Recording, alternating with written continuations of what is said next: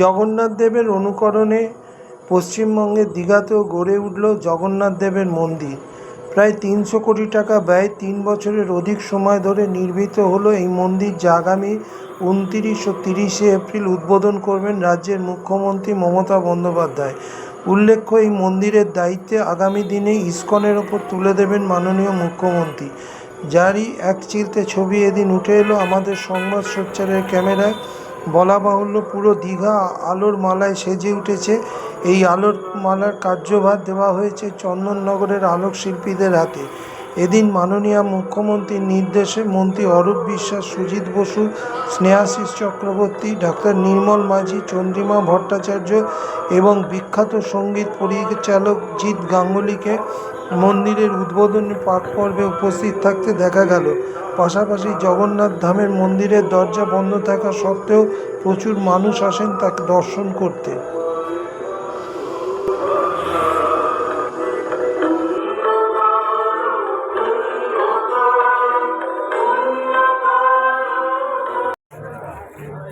দিদি ভাই চলে যাচ্ছেন এখন?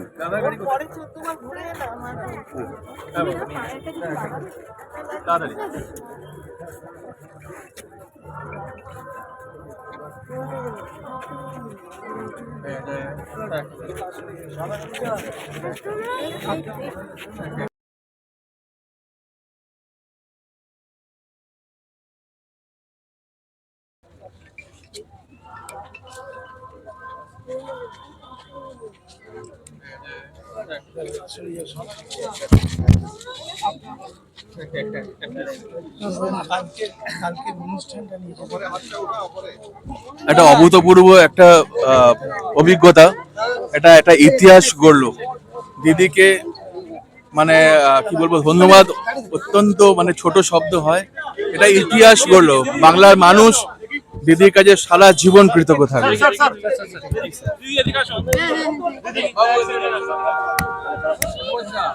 জয় জগন্নাথ।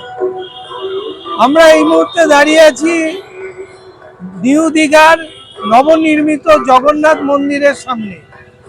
আগামী ২৯ এবং ৩০ তারিখে এই মন্দিরের উদ্বোধন হবে।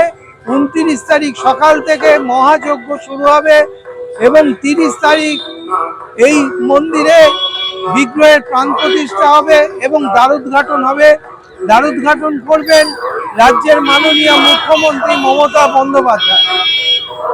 পশ্চিমবঙ্গ তথা সারা ভারতবর্ষের বুকে এই জগন্নাথ ধাম যা একটা নতুন নজির সৃষ্টি করতে চলেছে। আমরা এতদিন ধরে পুরীর জগন্নাথ ধাম, পুরীর জগন্নাথ মন্দির জানতাম, যা হাজার হাজার বছরের একটা ঐতিহাসিক তীর্থস্থান। কিন্তু সেই তীর্থস্থানের আঙ্গিকে একদম তার অনুকরণে এই দীঘার নতুন জগন্নাথ মন্দির, যা আগামী অক্ষয় তৃতীয়া ২৯ তারিখ ৩০ তারিখে দ্বারোদ্ঘাটন করবেন মাননীয় মুখ্যমন্ত্রী। নিঃসন্দেহ এটা পশ্চিমবাংলার পর্যটনে একটা নতুন মাত্রা যোগাবে।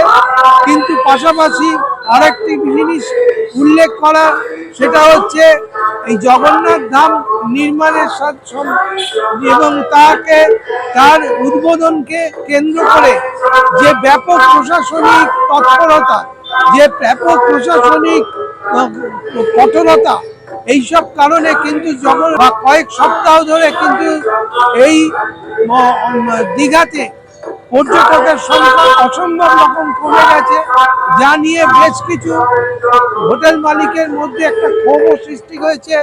আমরা সেটাও লক্ষ্য করেছি। তাদের বক্তব্য, মন্দির হোক, মসজিদ হোক, সব হোক, কিন্তু উন্নয়নও হোক, কিন্তু পাশাপাশি পর্যটনটা বেঁচে থাকুক। না হলে এই যে জগন্নাথ মন্দিরকে কেন্দ্র করে যে প্রশাসনিক তৎপরতা, প্রশাসনিক কঠোরতা, ফলে বহু মানুষ তারা কিন্তু এই মুহূর্তে দীঘায় আসতে পারছে না। দীঘার সকাল থেকে আমরা দেখেছি বিভিন্ন হোটেলগুলো ফাঁকা করছে পর্যটকদের অভাবে। এই জায়গায় দাঁড়িয়ে এই জগন্নাথ ধাম একটা পর্যটনের নতুন মাত্রা যোগাচ্ছে, এটাই যেমন বলার, তেমন সাথে সাথে এটাও বলার, এই পর্যটন যদি আগামী দিনে মানুষের আশীর্বাদ না হয়, অভিশাপ হয়, তাহলে সেটাও কিন্তু ভেবে দেখার বিষয়। ক্যামেরায় সলিল দাসের সাথে সুভাষিস, সংবাদ সোচ্চার .com।